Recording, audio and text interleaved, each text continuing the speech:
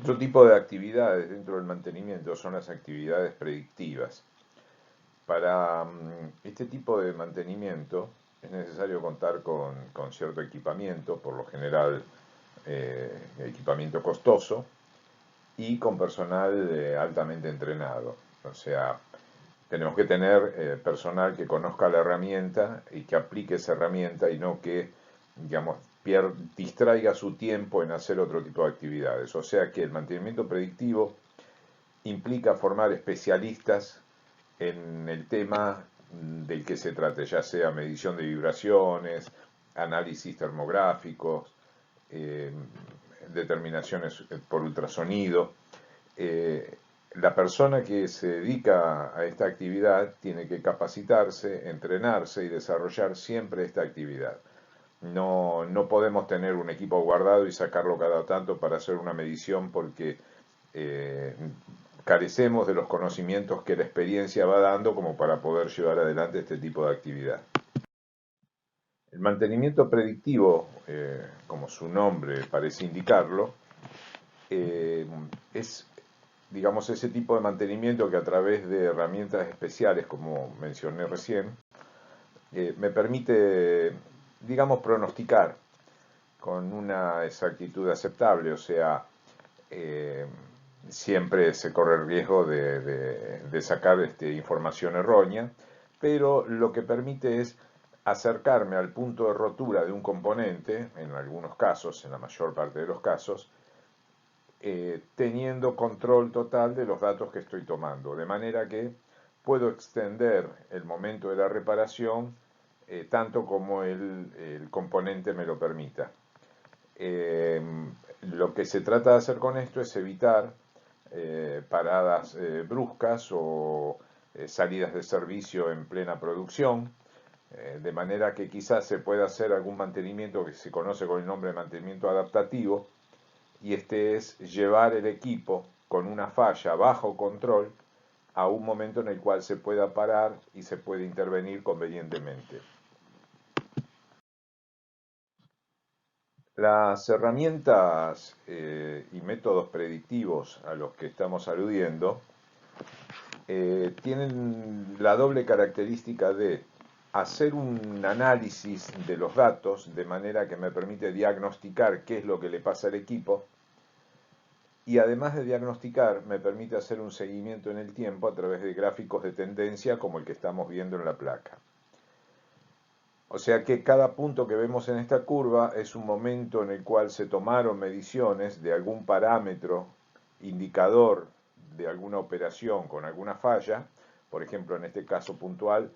lo que se midió fue, lo que se está midiendo son vibraciones de algún equipo. Y como ven, hay un punto en el cual sabemos que por el nivel vibratorio estaríamos dentro de una condición de falla, pero a través de las mediciones predictivas vamos a reemplazar ese cojinete o rodamiento en un momento anterior a esa falla. O sea que, repito, el mantenimiento predictivo no solo me permite diagnosticar, sino que también me da la posibilidad de almacenar historial de datos para poder ver cómo tendencian los valores de falla y así poder tener una comprensión mucho más fina de cuál va a ser el momento de la rotura.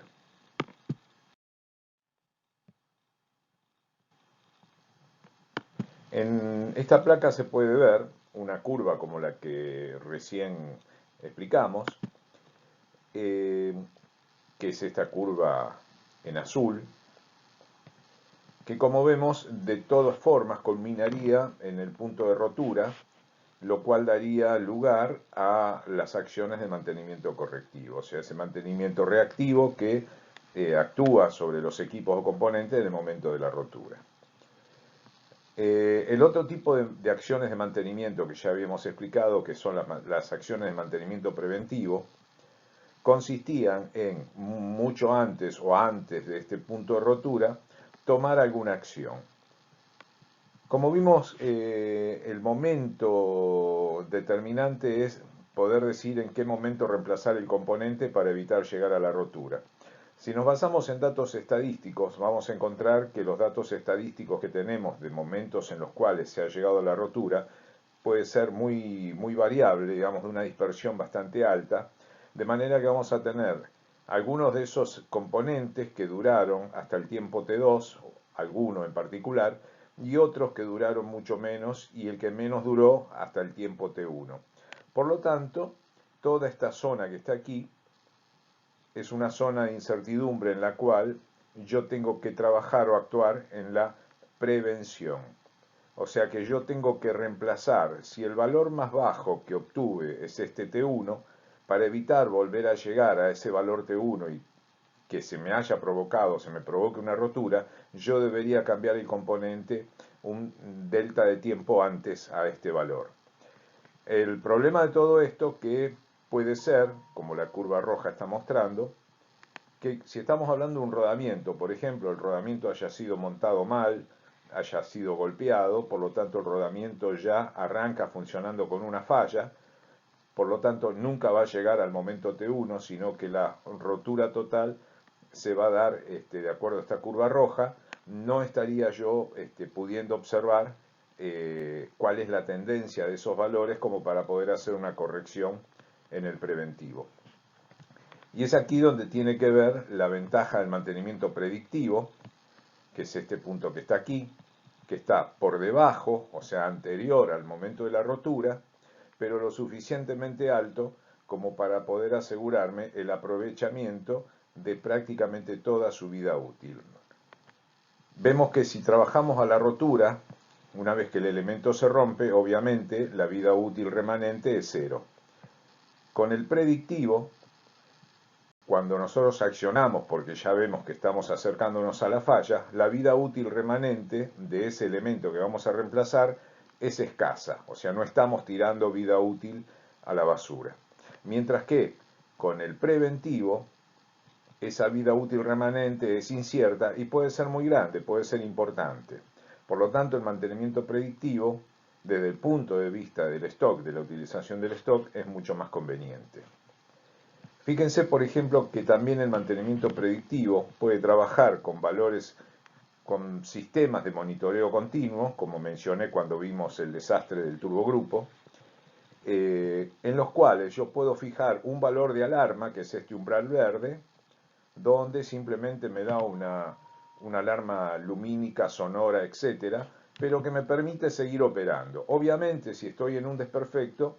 el valor que yo esté monitoreando va a ir en aumento hasta llegar a un valor considerado de riesgo en el cual el mismo sistema de medición, el mismo sistema de monitoreo produciría el desenganche o disparo de este equipo, protegiendo así de la rotura digamos, a este elemento, a este bien, a esta máquina que estamos monitoreando. Por lo tanto, entre el límite de alarma y el límite de disparo, tengo aquí un determinado delta en el valor que estoy midiendo de falla, ¿sí? Y un determinado delta en el tiempo para poder accionar en una intervención. O sea, que en este lapso de tiempo, en esta oportunidad de intervención, yo debería ver si es posible, digamos, la existencia de algún intervalo de tiempo o, por ejemplo, si el fin de semana la máquina va a estar fuera de servicio o si está programada una parada, de manera de poder realizar la intervención en ese momento y no indisponer el equipo simplemente para repararlo.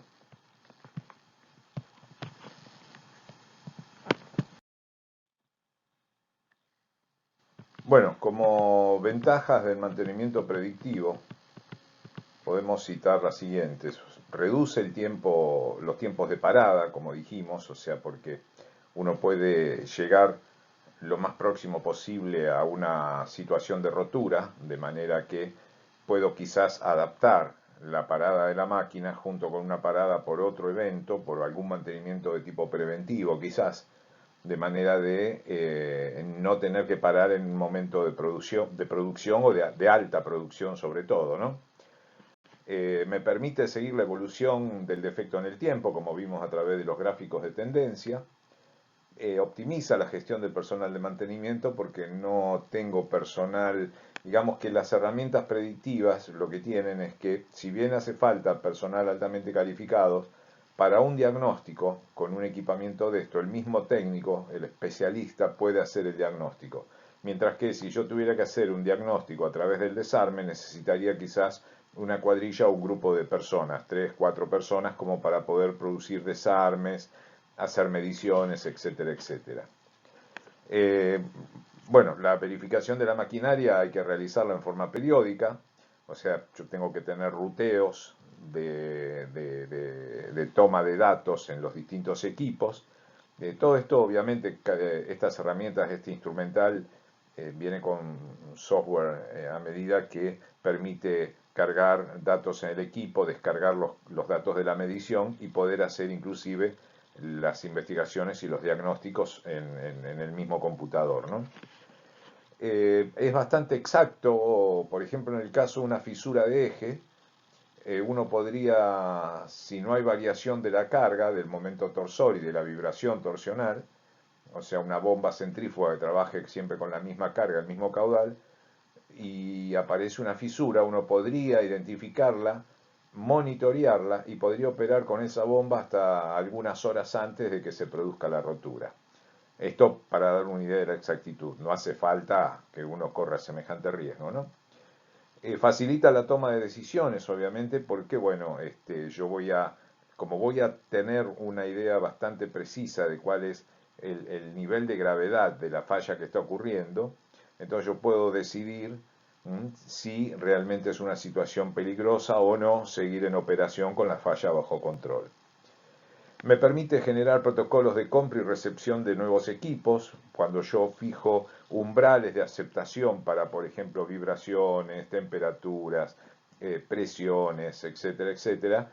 Yo puedo utilizar estas herramientas para recepcionar equipos o no en función de que cumplan con los estándares que yo fijo.